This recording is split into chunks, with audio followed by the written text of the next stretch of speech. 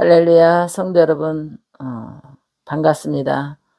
하나님께서 여러분들을 사랑하시고, 어, 항상 하나님의 은혜 속에서 여러분들이 살아가기를 원하잖아요.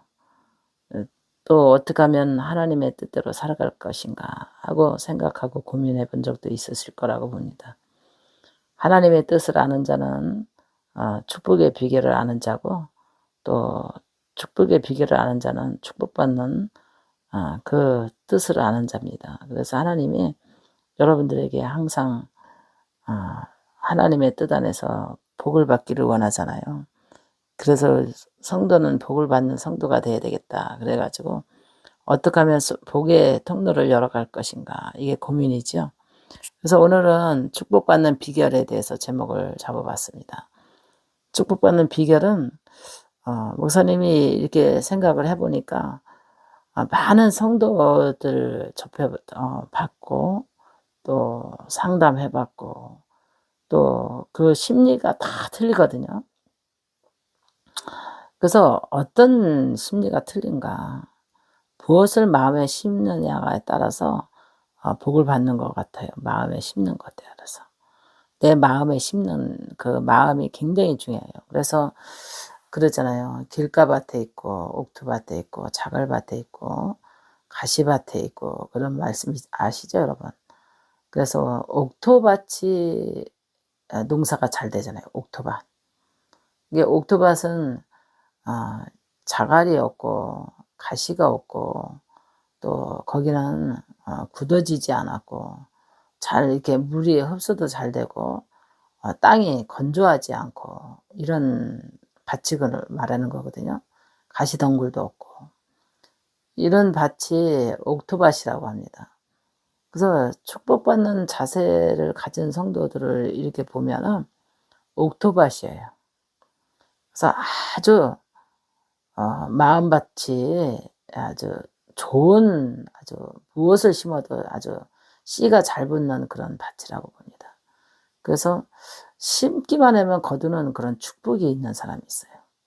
그래서 옥토밭은, 그래서 심기만 하면 거두는 축복, 싹이 나니까 잘 자라는 거예요. 아주 땅이 좋아서 잘 자라는 거예요. 그래서 여러분들의 마음의 땅을 한번 생각을 해보세요. 축복받는 땅이 돼 있는가? 여러분들이 왜 복을 받지 못하고 축복받는 사람과 이게 한번 비교의식을 한번 가져보세요. 축복받는 사람은 옥토밭이에요. 옥토밭.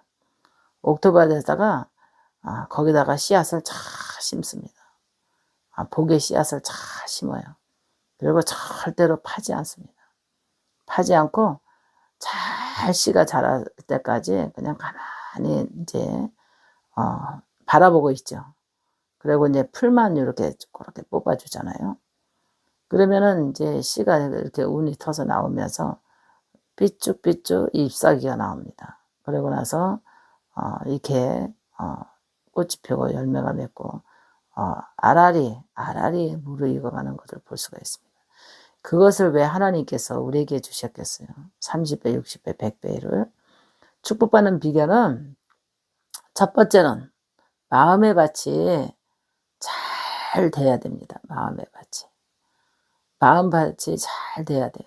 마음의 밭이 잘 돼서 자갈도 걷어내고 가시도 걷어내고 가라지도 걷어내고, 이것이 다 자기의 못된 성질이거든요. 못된 성품이에요. 다 못된 성품을 다 걷어내야 됩니다. 그게 복받는 비결이에요.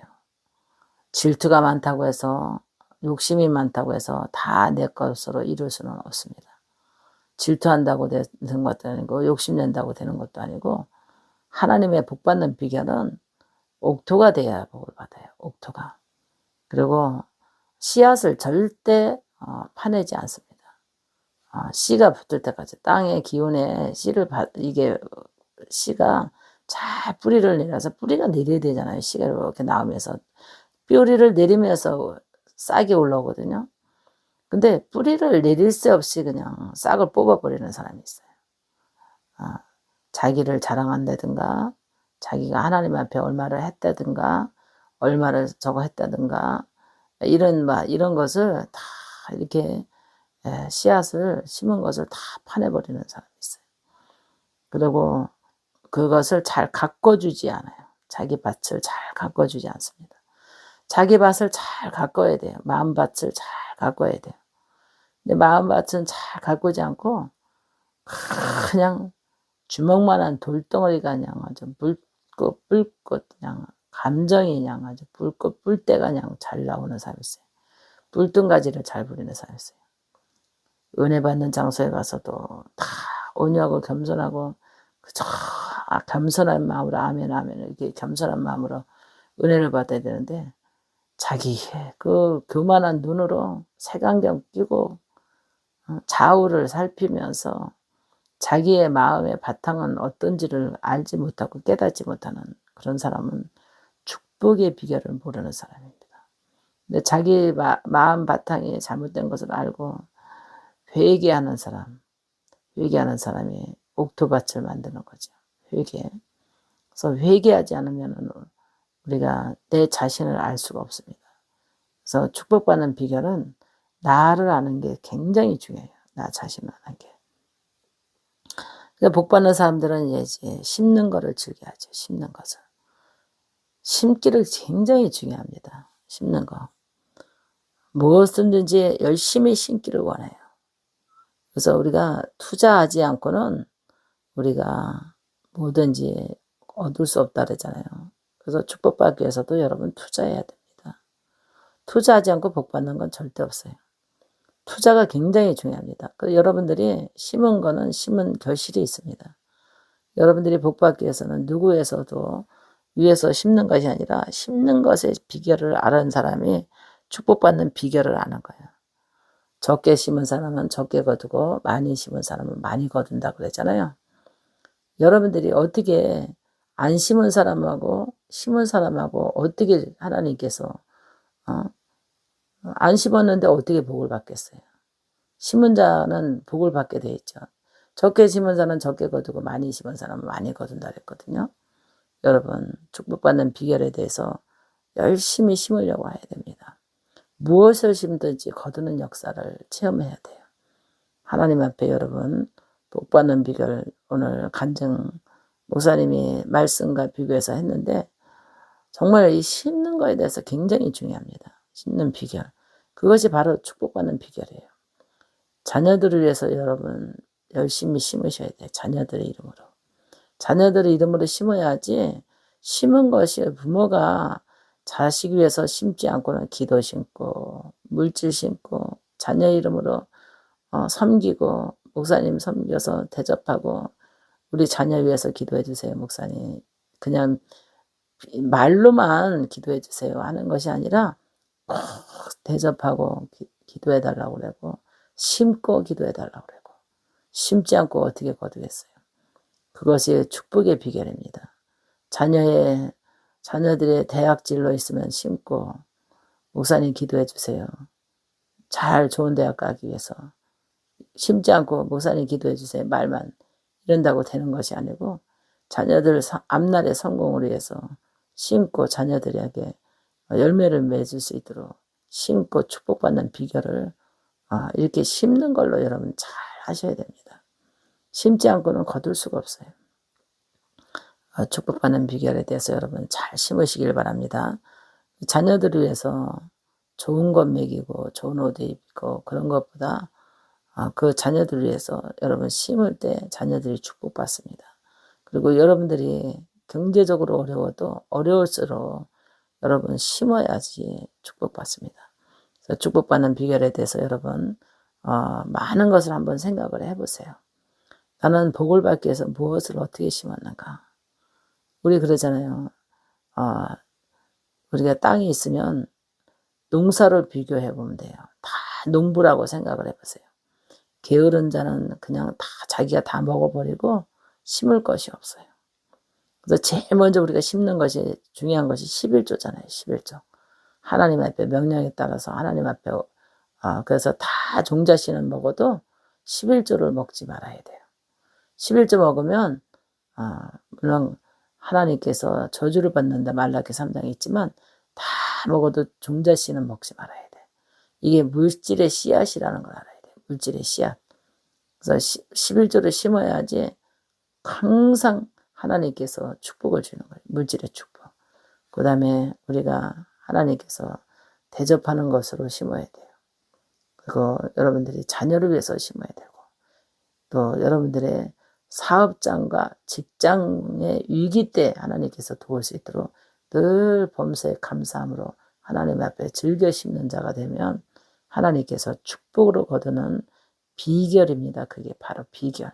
축복받는 비결입니다.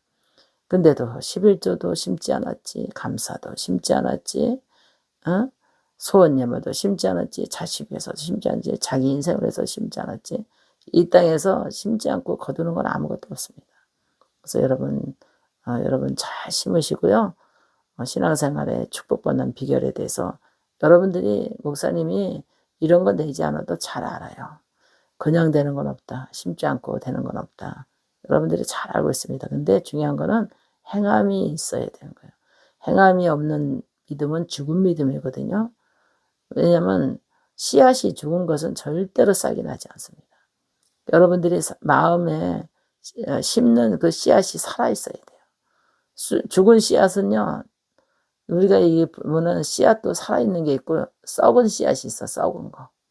썩은 씨앗은 절대로 씨가 붙지를 않고 싹이 나오지 않아요. 썩은 씨는. 그럼 여러분 마음이 썩었나 한번 생각해 보세요. 썩은 거는 왜 썩는 줄 알아요? 더러운 물질이 들어가고 이 마음밭에 썩은 오염물이 있어서 썩는 거예요. 오염물. 오염물은 뭐예요?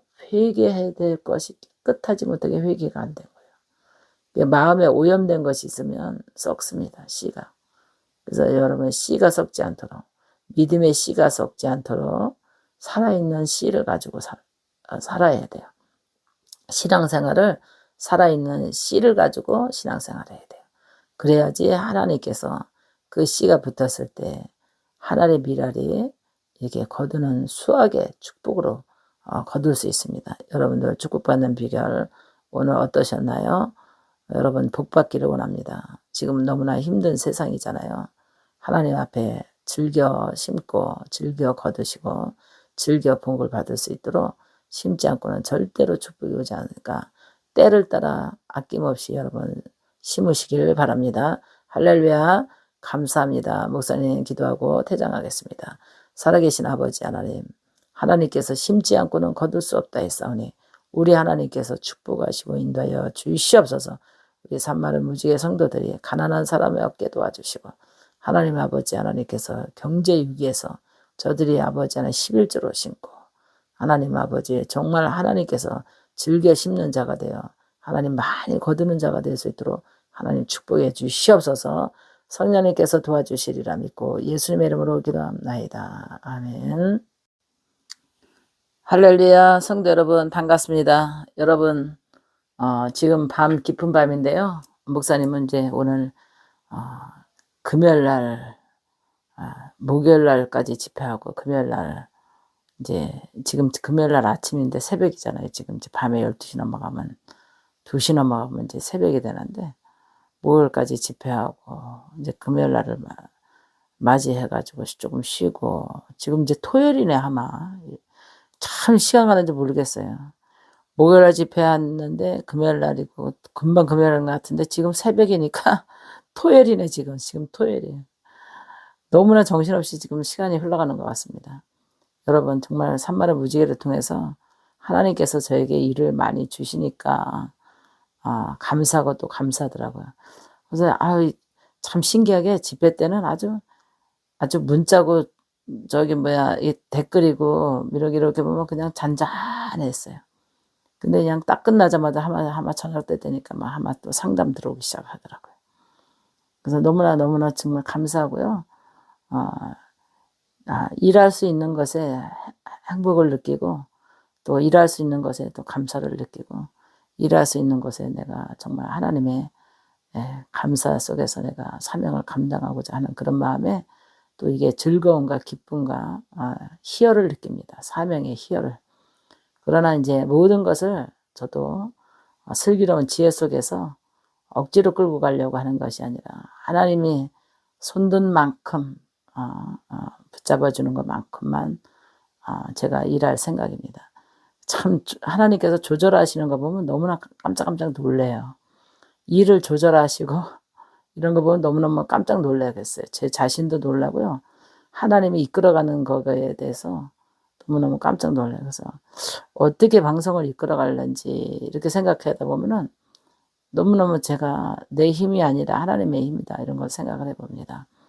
그래서 여러분 오늘도 간증에 대해서 종류에 대해서 이제 오늘은 헌금의 종류에 대해서 간증하고자 합니다.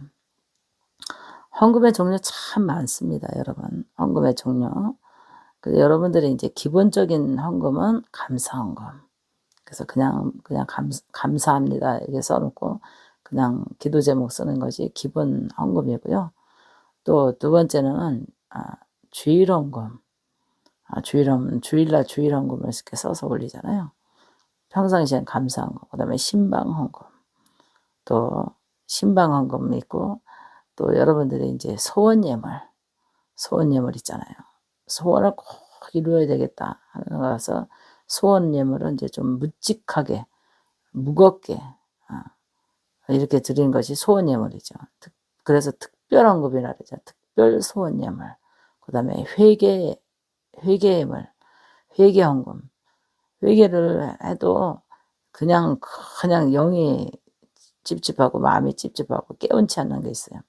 죄의 대가를 지불하는 거거든요. 회개 예물은 내가 죄를 졌지만 입으로 잘못했어요 한다고 되는 게 아니라 벌칙금을 내는 거예요. 하나님 앞에. 다시는 불법을 저지르지 않겠다 해가지고 불법을 저지르지 않겠다는 벌칙금. 그 다음에 가문의 저주 헌금이 있거든요. 지난날에 가문의 저주가 이제 우상숭배, 음란죄, 뭐 이런 거 이제 뭐 이게 안 좋은 가문이 있잖아요. 자살, 살인, 우상숭배, 살인 그 가문의 살인을 친다든가 우상도 무당이 있다든가 그 다음에 구술했다든가 하여튼간에 그렇게 정말 가문의 저주로 내려갈 수밖에 없는 또 이혼한 가정 뭐 이런 게 이제 대대로 대물림 하지 않기 위해서 가문의 저주를 이제 끊거든요. 그 다음에 대대로 이어가면서 귀신 들리는 자녀들이 있어요. 귀신 들리고 또 밑에 또 귀신 들리고 또 귀신 들리고 귀신 들어가고 대대로 귀신 들어가는 자녀들이 있거든요. 그게 바로 가문의 저주의 헌금이라 그러죠. 가문의 저주 헌금을 드렸을 때 특별 예배라고 합니다. 특별 예배. 그래서 이제 레위기서 보면은 가문의 저주 예물이 있는데 성경이 말씀이 우리에게 꼭 필요하기 때문에 구약이 있고 신약이 있고 우리에게 다 신앙적으로 필요하기 때문에 역사, 기적, 표적이 있기 때문에 이게 다 성경에 기록된 거기 때문에 여러분 어느 부분만 옳고 어느 부분만 옳지 않다 이렇게 하면 안 됩니다. 그래서 여러분들의 신앙에 따라서 이게 헌금의 종류가 다 있다는 걸 알아야 돼요. 그래서 믿음이 없이는 하나님을 기쁘게 할 수 없고 믿음이 없이는 할 수 없고요. 두 마음이 있으면 부정된 예물이라 해가지고 하나님이 즐겨내는 자를 찾지 부정된 예물을 하나님이 기뻐하지 않습니다. 그래서 여러분 헌금의 종류에 대해서 잘 아시고 헌금할 때는 내 마음이 부정됐는가 이런 거를 좀 생각을 해보셔야 됩니다. 부정된 것은 굉장히 저도 한번 부끄러움 당한 적이 있는데요. 상담을 가기 전에 굉장히 가난하고 힘드니까 마음에 감동이 온 액수가 있었어요. 감동이 온 액수가 있었는데 감동이 온 액수보다 적게 넣어가지고 갔었어요. 상담을. 그때 당시 이제 감리교회 목사님이었는데 굉장히 그분이 영안이 맑고 굉장히 아주 총기가 좋았어요. 그래서 상담이 엄청 상담을 많이 받으시더라고요. 그래서 처음에 상담을 갔는데 이제 내가 마음에서 나만 아는 그 느낌이었거든요. 헌금을 딱 액수가 왔는데 너무너무 힘들고 사정이 가정 경제가 너무 어렵다 보니까 헌금을 반만 넣어가지고 갔어요. 감동 올 때는 만약에 10만 원이다 하면은 5만 원을 넣어가지고 간 거예요. 그때 당시 이제 액수는 잘 생각이 안 나는데 하여튼 감동이 오는 액수가 있었어요. 그래가지고 그거를 가지고 이제 상담을 딱 갔는데 헌금을 내미니까 목사님이 헌금을 나한테 도로 내밀더라고요. 그래서 헌금을 안 받으시는 거야. 근데 너무나 깜짝 놀란 거예요. 그런데 목사님이 아무 소리 안 하셔요. 이 헌금은 안 받겠습니다 하고 딱 밀어버리더라고요. 근데 제가 엄청 그냥 헌금을 안 받으시길래 깜짝 놀랐어요. 너무너무 부끄러운 거야. 내 양심에 나 마음을 아마 읽으셨구나.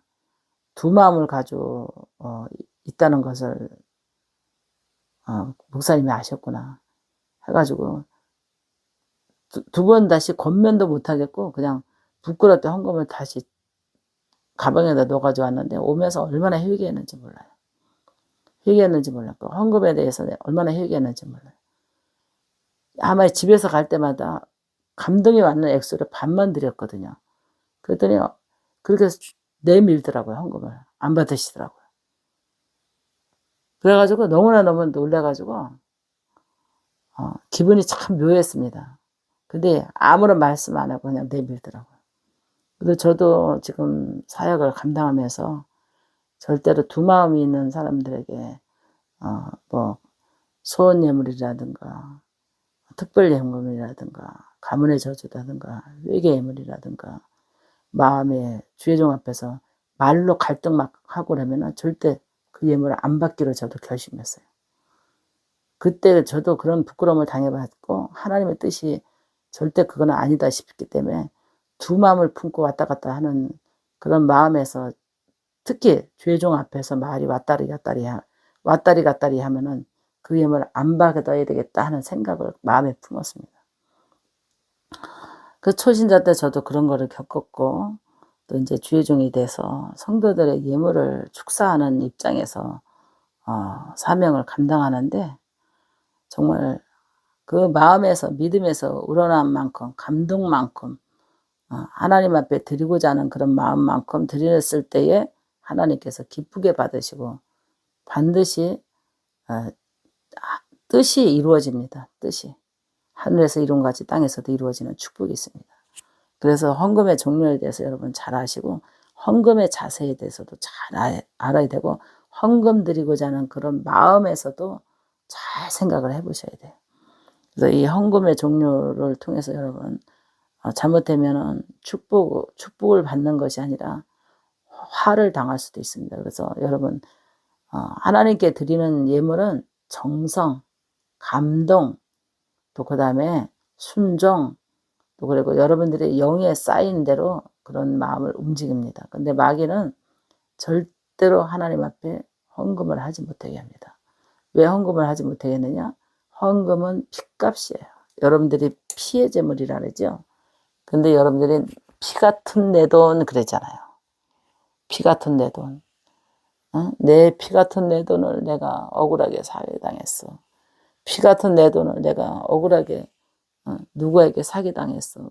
그러잖아요. 내가 어떻게 벌은 돈인데 내 피 같은 돈 그러잖아요. 하나님 앞에 드리는 이 피 같은 돈은요. 피의 제물입니다.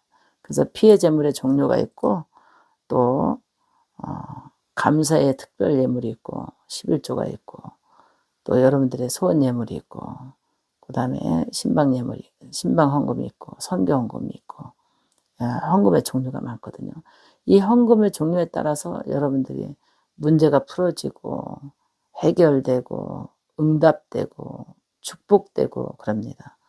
왜 그런가? 하나님께서 예수님 당시에도 가룟 유다가 뭐라 그랬어요?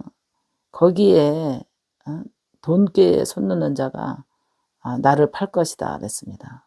우리는 헌금 앞에 예수님을 파는 그런 마음이 얼마나 많은지 몰라요. 헌금 앞에.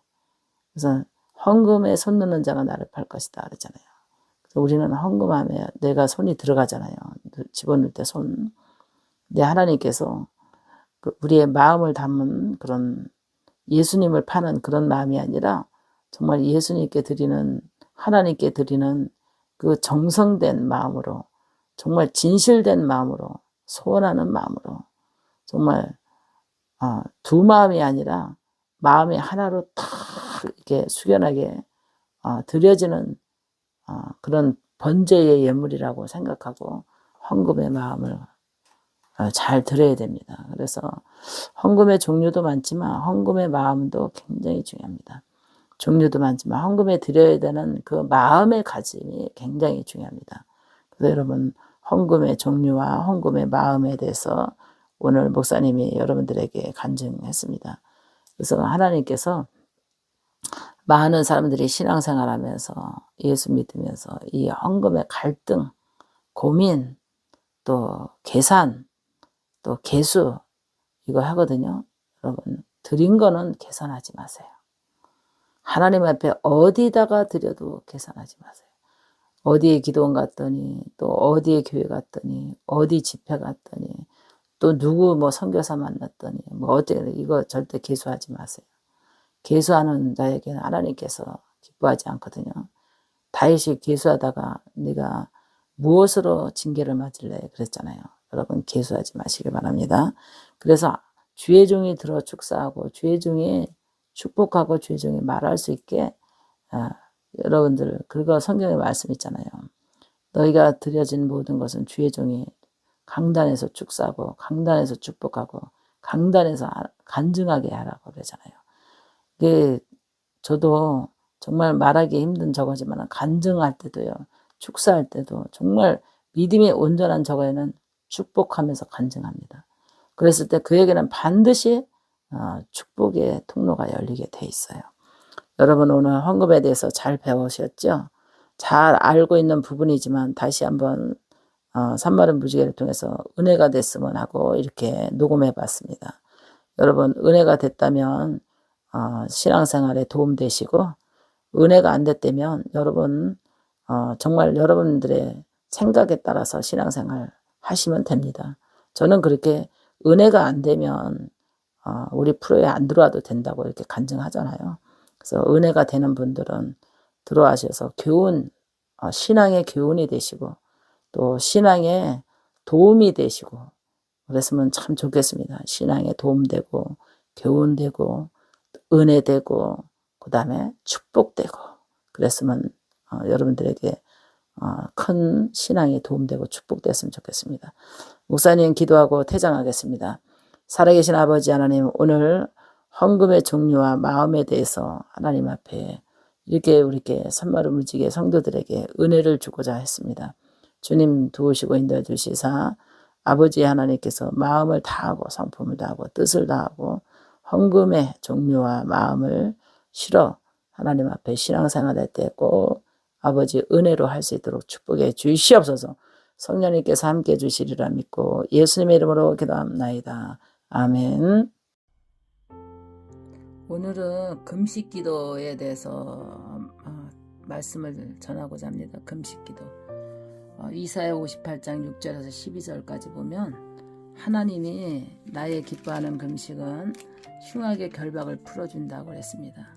그래서 저는 금식을 통해서 결박을 진짜 많이 푸는 것 같아요. 왜냐하면 영적인 결박, 사탄의 공격 이거를 이제 금식을 통해서 결박을 풀었고 보통 영적인 사탄의 공격이 보통 먼저도 간증 나갔지만 정말 저기 아버님 장례식에 있었던 날 그 간증에 나갔잖아요. 그 후에 사탄의 영적 귀신의 공격을 많이 받았거든요. 아버님 돌아가신 후에. 그래서 그 금식을 통해서 결박을 풀었어요. 왜냐하면 밤마다 귀신이 모이고 날마다 저녁마다 귀신이 관 갖다 놓고 나오라고 나를 데려가겠다고 이렇게 아버님 장례 후에 그런 역경을 많이 겪었거든요. 그래서 먼저도 간증 내보냈지만 장례식 날 있었던 일에 대해서 간증 내보냈잖아요. 그 후에 이제 제가 이제 이거를 어떻게 풀어갈 것인가 해가지고 이제 하나님을 믿으면서부터 금식을 많이 했습니다. 금식, 영적인 이 사탄의 결박을 풀기 위해서 3일 금식, 또 열흘 금식, 또 20일 금식, 또 야중에 끝내는 40일까지도 해봤지만 금식을 통해서 영적인 결박이 풀렸어요. 그래서 하나님이 나의 기뻐하는 금식은 하나님께서 멍에의 줄을 풀어주며 압적당하는 자를 자유케 하며 그랬어요. 모든 명예를 꺾는 것이 아니냐 그랬어요. 그래서 하나님이 나를 압박당하고 결박하고 있던 사탄이 결박을 풀어줬어요. 금식을 통해서. 그래서 여러분들이 영적 공격을 많이 받으면 금식기도 작전기도를 좀 많이 하시길 바랍니다. 왜냐면 아침 금식을 작정하셔서 40일 하시든 저녁 금식을 작정하셔서 하시든 또 3일 금식을 또 해보시든 처음에는 3일 금식도 엄청 힘들더라고요. 근데 3일 금식 이제 하고 나니까 뭔가 이게 좀 결박이 좀 풀어지는 느낌? 그래서 3일 금식 한 번 가지고 풀어진 건 아닌데 또 야중에는 또 7일 금식도 하고 10일 금식도 하고 이제 그다음에 이제 40일 금식까지도 해보고 그랬는데 금식하면서 완전히 영적인 결박은 풀렸어요. 그러면서 능력을 받게 됐죠. 근데 금식은 하나님께서 이런 마음으로 금식을 해야 돼요. 왜냐면 나를 낮추고 내 영혼이 만족할 정도로 하나님이 은혜를 부어줍니다. 그래서 물된 동산같이 물이 끊어지지 아니하고 샘 같을 것이니라. 그러니까 영에 흘러 들어오는 그런 샘물이 터지는 것 같은 그런 기쁨? 금식을 통해서 결박이 풀리면서 뭔가 샘이 터지는 느낌. 이래고 하나님이 무너진 기초를 다시 세운다 그랬잖아요. 오래 항폐된 것을 다시 세우고 무너진 기초를 다시 일으켜 세운다, 보수해서 세운다 그러잖아요. 근데 하나님이 영적인 그 정상적으로 하나님께서 사탄의 명예를 풀어주고 또 마음의 기쁨이었던 것을 기쁨을 하나님께서 세워주시고 또 가난, 질병이 날마다 질병이 따라 붙었었어요. 여기 아프고 나면 또 여기 아프고 저기 아프고 나면 여기 아프고 하여튼 안 아픈 것이 없이 가지가지 병으로 통해서 종합병원이라고 너는 종합병원이냐? 시댁에서 너는 맨날 그랬어요. 우리 형님들이 너는 종합병원이냐? 그렇게 병원을 좋아하느냐? 이렇게 놀릴 정도로 종합병원이었어요. 그런데 하나님이 금식을 통해서 이 종합병원의 그 여기저기 붙었던 그 병을 하나님께서 결박을 풀어주시고 하나님 무너진 기초, 왜냐하면 체력의 기초를 세워주시더라고요. 정상적인 건강한 체력의 기초를 하나님께서 세워주셔. 그 다음에 오래된 항폐된 거 있잖아요. 소망이 없고 마음이 항폐됐잖아요. 꿈이 없고 소망이 없어요. 아픈 사람은 꿈이 없게 되더라고요. 근데 그 오래되고 항폐된 나의 마음의 기초를 다시 세우시고 무너진 그 꿈을 다시 회복시켜 주시는 것을 느꼈어요. 그래서 금식은 금식 기도가 꼭 필요할 때입니다. 그래서 여러분들이 지금 이 시대에 얼마나 살기 어렵고 힘들어요. 그래서 지금 금식할 때거든요. 금식의 베옷을 입을 때예요. 그래서 여러분들의 기도 제목을 그냥 계속 가지고 살지 말고 한번 금식하시길 바랍니다. 그리고 또 금식해서 주의할 것이 있어요. 금식 끝나고 나면 보호식을 잘해야 된다 그러잖아요. 보호식을 잘못하면은 위장병에 걸릴 수 있고 또 안 좋은 그런 시험에 들 수가 있어요. 금식 끝나고 나면 닭고기로 된 죽을 먹으면 안 돼요. 닭고기로 해서 보신해야지. 어떤 아가씨가 금식을 하고 왔는데 기도원 가서 금식을 하고 왔는데 아버지가 뭐 너는 가서 그렇게 많이 굶고 아버지는 하나님을 안 믿으니까 딸이 가서 금식하고 왔다니까 왜 쓸데없이 금식을 해서 얼굴이 축났냐고 해서 닭을 잡아가지고 닭을 그냥 푹 백숙을 가서 이제 딸을 줬어요. 금식을 하고 온 장기 금식을 하고 온 사람에게 닭을 삶아서 닭을 주니까 그게 창지가 말려버리는 거예요. 창지가 뒷꼬인 거야. 그래가지고 생명의 위험까지 왔는데 얼마나 놀랬겠어요. 그래서 금식은 보호식이 아주 굉장히 중요한데 닭죽은 먹으면 안 돼요. 닭죽. 그래서 서서히 금식을 보호식을 잘해서 건강을 잃지 않는 것도 하나님의 영광이라고 저는 봅니다. 그래서 하나님이 흉악의 결박을 풀어준다 그러잖아요. 금식은 나의 기뻐하는 금식은 흉악의 결박을 풀어주며 그랬어요. 우리 이사야 58장에 6절에 있잖아요. 나의 기뻐하는 금식은 흉악의 결박을 풀어주며 멍에의 줄을 끊어주며 그랬어요. 우리에게 묶고 있는 그 줄을 끊어준대죠. 압적당하는 자를 자유케 하며, 우리가 마음에 자유함이 없는 것을 하나님께서 자유함을 주신다잖아요. 그래서 금식을 통해서는 이거를 하나님이 기뻐하는 금식인가, 또 내가 지금 내가 뭐에게 지금 묶여 있는가, 내가 뭐가 묶여 있을까, 질병으로 묶여 있는가, 또 아니면은 또 내가 돈에 묶여 있는가, 돈이 안 풀리고, 또 자녀들의 앞날이 묶여 있는가, 또 사명이 묶여 있는가, 이거를 생각해서 그 대목을 놓고 금식을 하시면 반드시 하나님께서 멍에의 줄을 끊어줍니다. 그래서 여러분 믿음으로 한번 금식하시길 바랍니다. 그 다음에 그리하면 내 빛이 새벽빛같이 비출 것이며 내 치료가 급속할 것이며 그랬어요. 금식하고 나면은 치료가 급속히 치료된다 그러잖아요. 그래서 금식하는데 어디 부흥회를 갔더니 세상에 암 환자가 40일 금식을 하는 거예요. 너무 놀랐어요. 그래서 38일짜리 제가 집회 갔는데, 제가 부흥강사로 갔는데, 어느 기도원에 집회 부흥강사로 갔는데 저 사람이 암 말기라는 거야. 근데 지금 38일째래. 근데도 멀쩡하다는 거예요. 깜짝 놀랐어요. 왜냐면 어차피 암 말기로 죽으나 이래 죽으나 저래 죽으나 그는 금식을 선택을 한 것 같아요. 근데 이제 그 봉사자들이 수중 들고 있는데 얼굴이 해같이 빛나더라고요. 광채가 나고 눈이 반짝반짝거리고. 그런데 암과 싸우고 금식 배고픔과 싸우고 하면서도 38일째라고 그랬는데 살아있는 것이 나는 기적이라고 봐요. 그래서 하나님이 여기 보니까 성경에 보니까 그리하면 내 빛이 새벽빛같이 비출 것이야. 내 치료가 급속할 것이며, 이걸 보면 암 말기도 의사들이 말릴 건데 자기가 믿음으로 죽으면 죽으리라 한다는 것에 나는 놀랐어요. 그래서 그 사람은 죽지 않고 38일째 내가 봤는데 40일 늦거니 해내고 멀쩡히 뭐 시작할 때는 안 했다거나 비슷하다 그래도 이게 뭐냐, 건강 유지가 그냥 뭐 시작할 때는 안 했다나 그냥 비슷하대. 그런 거 보면 그냥 서서히 낫지 않을까 이런 생각을 해보고, 그 집회 끝나고 뭐 연락은 다 전건 없는데 그 기도원에서 그거 하는 거 보고 전 정말 깜짝 놀랐어요. 정말 대단하다. 죽어도 내가 금식하면서 죽겠다. 살아도 하나님의 은혜로 살고 죽어도 금식하면 죽겠다.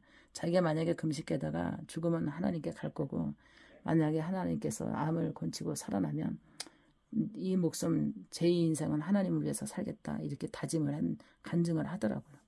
그래서 그는 반드시 하나님이 죽으면 죽으리라, 그가 살고자 하는 것이 아니라 죽고자 하니까 하나님이 살려주지 않을까 이런 생각을 해봤어요. 반드시 저는 살았을 거라고 봅니다. 그러니까 줄인 자에게 내 심정을 동의하며 기로하는 자에게 심정을 만족케 하며 내 빛이 흑암 중에서 떠올라 내 어둠이 낮과 같이 될 것이며 그랬어요. 금식하는 사람은 어둠이 물러가고 그 빛이 낮과 같이 된다 그랬어요. 그래서 여호와가 너를 항상 인도하며 메마른 땅에서도 내 영혼을 만족케 하며 그랬어요. 하나님이 기뻐하는 금식은 하나님이 만족시켜 준다 그러잖아요. 그래서 물된 동산같이 끊어지지 아니하며 샘 같을 것이니라. 그래서 오래되고 황폐된 것을 다시 기초를 다시 세우리라 그랬습니다. 여러분들의 기초가 뭐가 무너졌나요? 마음이 무너졌나요? 희망이 무너졌나요? 사명이 무너졌나요?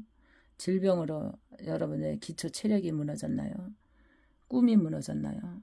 다시 한번 여러분들의 기초를 세워보시길 바랍니다. 황폐되고 오래된 그 무너진 기초를 금식을 통해서 한번 힘을 갖고 여러분의 금식 기도가 상달되어 무너진 기초가 다시 세워지는 그런 작정 기도가 되시기를 주의 이름으로 축원합니다. 할렐루야. 감사합니다. 할렐루야. 성도 여러분 반갑습니다. 여러분 늘 영육간에 강건하기 위해서 운동도 하고 또 면역력이 높은 영양제도 먹고 또 식사도 영양 골고루 먹으려고 애를 쓰잖아요.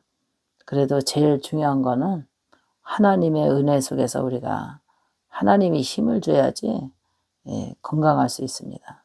오늘은 제목은 새벽기도 초월에 대해서 증거하려고 합니다. 이 새벽기도 굉장히 중요하거든요.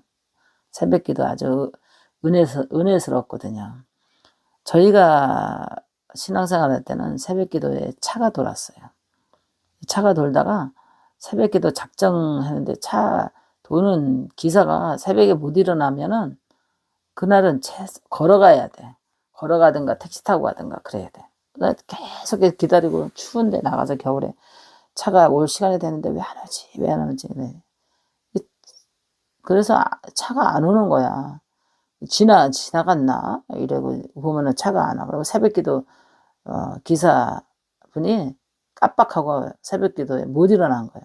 그러면 새벽기도 멀은 사람은 못 오고 택시 타고 오는 사람도 있고 그냥 아예 교회차 포기하고 그냥 걸어오는 사람도 있었거든요. 그래서 이 새벽기도에 가는데 이 새벽기도 기사가 제대로 잘 못 마치니까 에휴 새벽에 더 일찍 일어나서 교회까지 걸어가야 되겠다. 그전에는 4시 반에 새벽기도 시작할 때고 그 다음에는 이제 조금 더 해서 5시로 이렇게 늦춰지긴 했는데 옛날에 저희 때는 4시 반에 새벽기도 했어요. 그래가지고 3시에 일어나가지고 새벽기도를 걸어가는 거야. 새벽에 이제 작정을 했는데 교회차가 운행하시는 분이 깜빡하면 못 일어나면 그냥 차 운행이 안 되니까 그냥 새벽 작정이 안 되더라고요.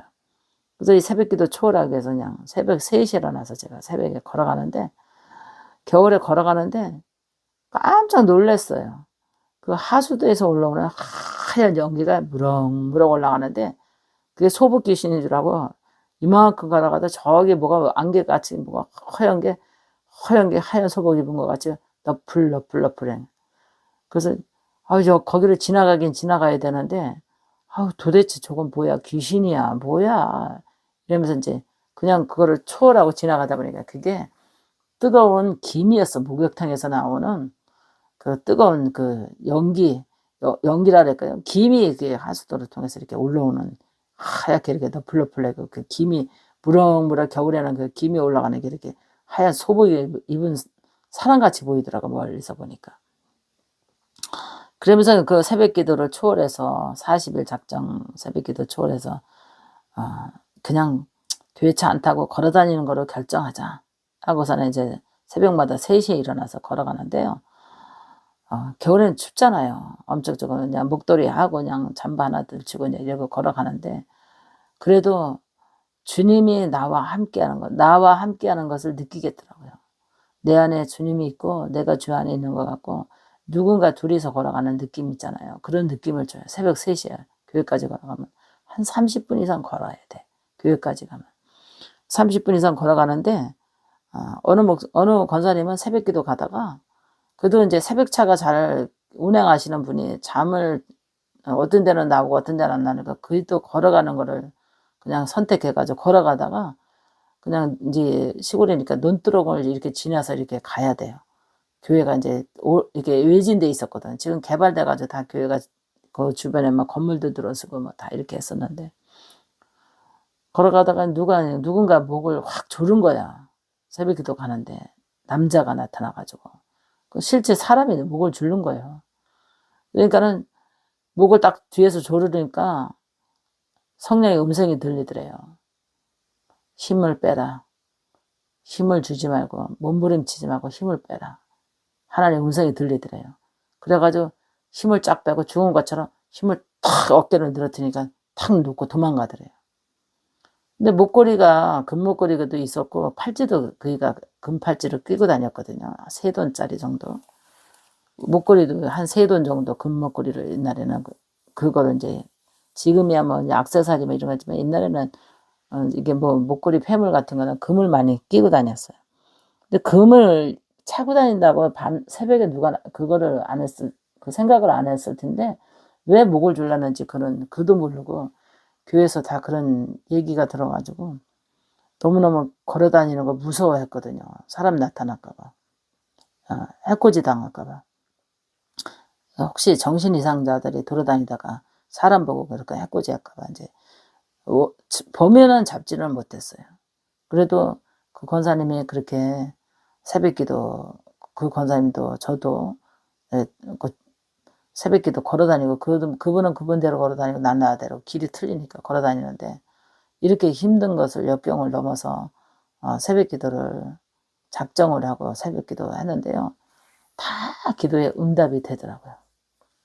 그분은 그분대로 응답을 받았고 저는 저대로 새벽기도 응답을 받았어요. 그때 새벽기도 작정 언급하면서 하나님께서 응답이 왔는데, 그렇게 새벽에 일어나서 새벽에 3시에 일어나서 걸어가서 초월하는 기도를 했는데, 그때 헌금 봉투에다 새벽 헌금을 올렸어요. 그래서 하나님 믿음으로 하나님 앞에 땅을 주실 줄 믿습니다 하고, 그때 당시 한 5,000원씩인가 이렇게 헌금을 한 것 같은데, 그때 하나님께서 환상을 보여주면서 그 계약서를 보여주고 등기권리증을 보여주시더라고요. 그래서 그 후에 응답받아가지고 3,000평을 하나님께서 정말 너무나 아주 헐값에 살 수 있는 그런 기회를 주셔서 그때 기도원 져서 한 10년간 사명을 감당했는데요. 이렇게 새벽 기도 작정 초월하시면 일단은 영이 강건하고 육체가 건강합니다. 새벽에 공기가 차지만 그 새벽에 신선한 공기를 통해서 폐활량도 좋아지고 하나님께서 은혜를 많이 주십니다. 그래서 여러분 새벽 기도 한번 초월해 보시길 바랍니다. 지금은 뭐 자가용들이 있고 그래서 뭐 차 타고 쭈루룩 갔다가 쭈루룩 오래서 뭐 추운 거 더운 거 뭐 이런 거 고생 안 하잖아요. 그러나 정신적으로 일어나는 거, 또 예배 시간에 맞추는 거, 또 예배 시간에 가서 졸지 않고 새벽에 기도하는 거, 이것만 잘 지키면 초월적인 새벽 기도가 될 수 있습니다. 그래서 여러분 초월적인 새벽 기도해서 많은 응답 받으시기를 주의 이름으로 축원합니다. 기도하고 목사님 대장하겠습니다. 살아계신 아버지 하나님, 우리 한국교회가 새벽 기도가 살아나게 하여 주시옵소서. 새벽에 은혜가 임하기를 기도합니다. 하나님께서 새벽 기도가 초월적인 새벽 기도가 교회마다 살아나서 한국교회 영적으로 어두워져가는 이 시대에 하나님께서 어둠과 악의 영들을 다 물리쳐 주시고 교회마다 새벽 기도 살아나게 하여 주시고, 목사님이 새벽에 일어나고 성도들이 새벽에 일어나서 초월적인 기도할 수 있는 영권을 주시옵소서. 주의 영이 함께 주시리라 믿고 예수님의 이름으로 기도합나이다. 아멘. 할렐루야. 성도 여러분 반갑습니다. 여러분 항상 하나님의 은혜 안에서 많은 것을 생각해 볼 때가 있을 거예요. 지금까지 하나님께서 나에게 무엇을 원했는가, 또 하나님이 원하는 뜻은 무엇일까, 이런 생각을 해볼 때가 있습니다. 특별히 또 사명자들이 그런 생각을 더 많이 했을 거라고 봐요. 저 역시도 하나님이 기뻐하는 뜻이 무엇일까, 이런 생각 많이 하거든요. 내가 이런 행동과 이런 자세는 하나님이 기뻐하지 않고, 또 주님이 원하는 것은 사명이다, 이런 생각합니다. 그래서 오늘은 사명을 초월에 대해서 제목을 잡아봤습니다. 사명이라는 것은 초월해야 됩니다. 하나님께서 깊은 곳에 베드로에게 그랬잖아요. 내가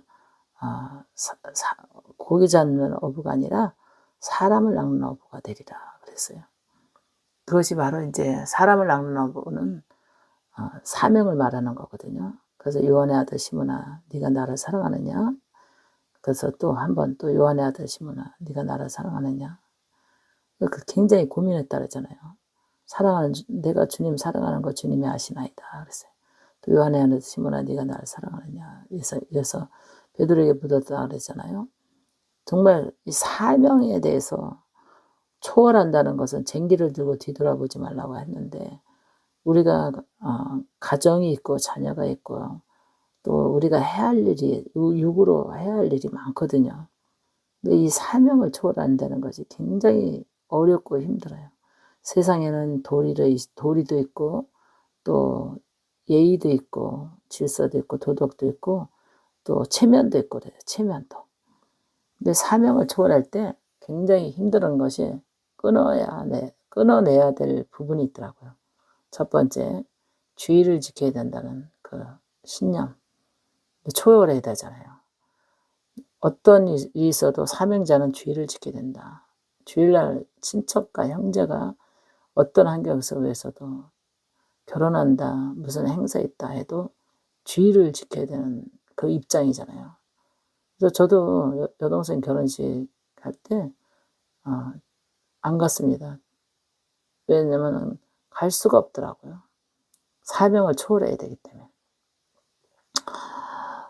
그런 것도 또 겪었고, 또 주일날 친척들이 결혼식하고 이럴 때도 사명자는 초월해야 되기 때문에 안 갔습니다. 그래서 미리 인사만 하고 미리 부주금만 보내고 예의를 갖춰서 주의를 지켜야 되는 그 입장을 이해를 시켰습니다.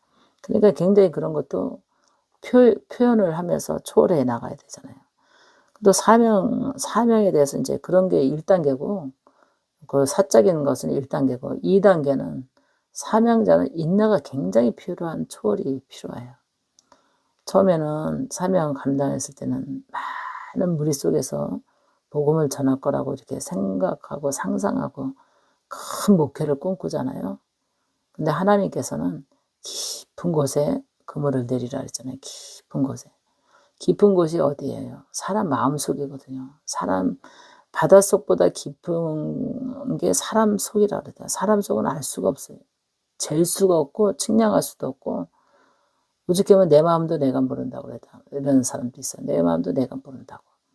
그래서 사람 마음속까지 깊은 게 없거든요. 거기다가 그물을 내리라 했는데, 그 말씀에 그물을 내리는데 어디가 진짜 밑바닥인지 우리가 알 수가 없거든요. 우리가 바다도 밑바닥이 보이는데 사람의 밑바닥은 잘 모르겠더라고요. 저도 지금까지 사명 감당하면서 사람의 밑의 끝은 어딜까 이거 잘 몰라요. 중간이 어디고 초입세가 어디고, 그 마음의 그 심리에서 여기까지 이 사람이 좋은 사람이었나 하면은 또 나중에 보면은 또 더 깊은 곳이 있고, 또 여기까지 저 사람의 모습이 단가 그러면 또 다른 모습이 보이고, 그래서 사람의 깊은 곳이 굉장히 어렵거든요. 근데 그것을 하나님께서 그물을 내리라 하니 어디가 밑바닥인지 어디가 끝인지 모르는 그곳에다가 하나님께서 하나님이 그물을 내리라 그랬고 내 양을 쳐라 내 양을 먹이라 그랬거든요. 사명자의 고통은 초월하지 않고는 못 가는 것 같아요. 1단계는 우리가 환경을 초월해야 돼요. 가정 환경. 가정 환경이 이기지 못하면 사명 못 갑니다. 그 다음에 사명자는 모든 그 사적인 것을 초월해 나가야 돼요. 사적인 거. 형제간의 문제, 무슨 사적인 걸 다 초월해야 돼요. 이게 사명자가 가는 길인 것 같아요. 그래서 사명자는 인내가 필요하다 그랬잖아요. 인내. 성도 이제 개척해놓고 성도 하나 놓고 정말 어떤 사람은 내가 성도 하나를 놓고 교회를 유지한다는 게 굉장히 어렵고 힘든데, 어떤 사람은 10년 넘게 성도 하나밖에 없대요. 10년 넘게. 근데 그 상담 들어온 사람도 있어요. 그래도 어떻게 해야 되느냐고. 초월해야 되는데 이게 초월이 이제는 한계가 느껴서 초월하기 힘들다고 하더라고요. 근데 사명은 진짜 수를 따지지 않고 하나님의 지상 명령이기 때문에 한 영혼이 천하보다 귀하기 때문에 예수님이 가시밭을 헤치면서 한 영혼 찾아서 헤맸잖아요. 그렇기 때문에 사명자는 초월하지 않으면 가는 길이 어려운 것 같아요. 초월하는 힘이 있어야 될 것 같아요. 사명은 초월입니다. 무조건 초월입니다. 환경도 초월해야 되고 관계도 초월해야 되고, 사명자는 모든 것을 돈도 초월해야 되고, 다 모든 것을 부끄러움과 수치, 모욕, 핍박, 조롱, 이거 초월하지 않으면 사명 못 가는 것 같아요. 핍박도 있고 네 하나님은 어디냐, 네가 믿는 하나님 어디냐, 어찌 너는 그렇게 사명을 그렇게, 딴 사람들은 그 성공해서 큰 대형교회에서 먹고 살아서 떳떳하게 목에 힘주고 좋은 차 타고 다니고 명예가 그냥 승승장중하고 올라가는데 어찌해서 네 하나님은 능력이 없느냐 하면서 조롱하고 그러잖아요. 그런데도 그거를 사명을 초월하지 않으면 교회 문 닫아야 되고 사명 중단해야 되고 그러더라고요. 정통신앙 나온 목사님이 택시기사 하는 분이었는데, 제가 16평으로 성도들 신천지 이동한 다음에 16평으로 내려갔다 그랬잖아요. 일부러 16평 내려가서 거기서 엎드려 기도하고 있는데 들어왔어요. 그러더니 자기는 목사래. 목사인데 자기가 사명을 초월하지 못해서 중단했대요. 그 정통신앙 나왔는데, 그래서 왜 중단하셨어요? 그랬더니 환경을 초월하지 못했대. 자기가 돈을 안 버니까 사모가 무시하고 사모가 학원했다 그러더라고요. 그래서 개무시하면서 사모가 바람을 피우기 시작해가지고 자기가 도저히 사명을 감당할 수가 없었다 그러더라고요. 그래서 지금 택시 기사 하면서 이제 부부지간에 이제 한계가 오고 기다리도 사모가 돌아올 생각 없고 이제 바람 나가지고 무능력한 남편, 돈 많이 못 버는 남편, 사명 찌질하게 하는 남편, 목사라고 해도 성도도 많지 않는 그런 목회 회의증을 느낀 거예요, 사모가. 그래서 사모가 목사님 사명을 받쳐주려면 사모가 더 뜨거워야 되거든요. 그런데 목사님이 초월할 수 없게끔 거기서 막혀버리는 거예요.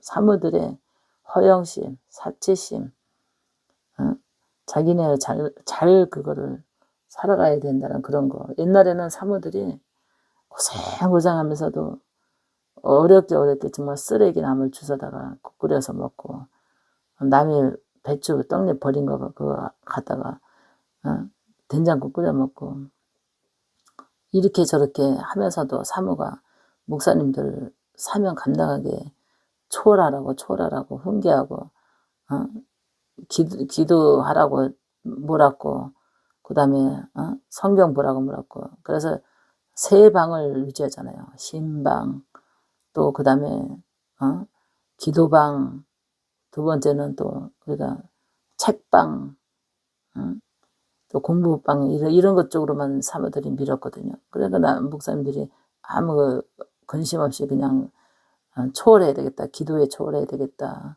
사명을 해서 성경 보는데 초월해야 되겠다, 또 신방하는데 초월해야 되겠다, 전도하는데 초월해야 되겠다, 이런 거로 이제 열심히 나가는 그 힘의 원동력은 함께하는 사모의 힘이 굉장히 크거든요.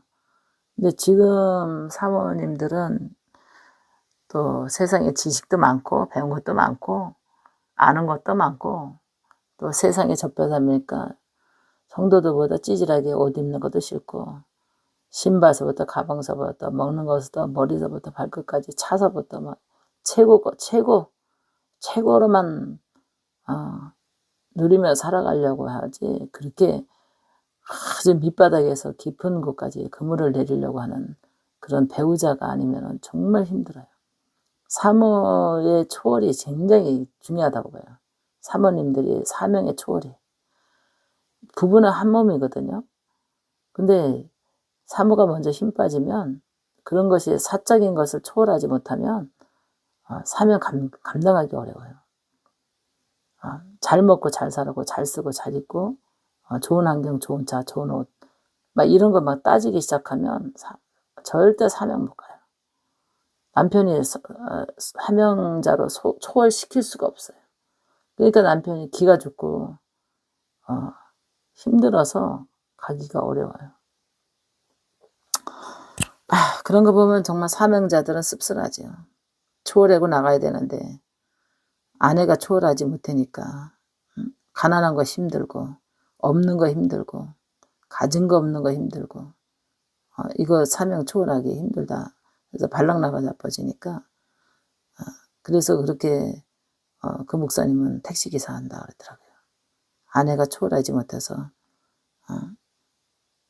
다 네 탓이야 하고 하다 보니까 자기가 돈을 벌어야 되겠다.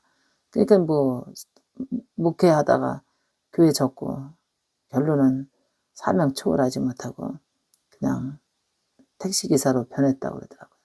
근데 결국은 그거 돈 몇 푼 벌어서 갖다 주니 그것도 시답지 않고, 사명도 시답지 않고, 돈 많이 안 벌어도 된다고 시답지 않고, 그러니까 자기가 왜 내가 신학을 했고 왜 내가 죄종이 되겠나, 이거를 엄청나게 후회했다고 그러더라고요.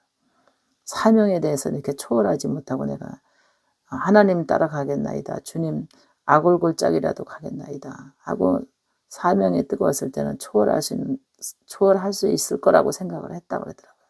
근데 현실에 부족하다 보니까 환경에 맡기다 보니까 초월하는 힘이 없고 나가는 힘이 없고 초월을 도저히 할 수가 없다. 사명에 대한 초월을 할 수가 없다 그러더라고요.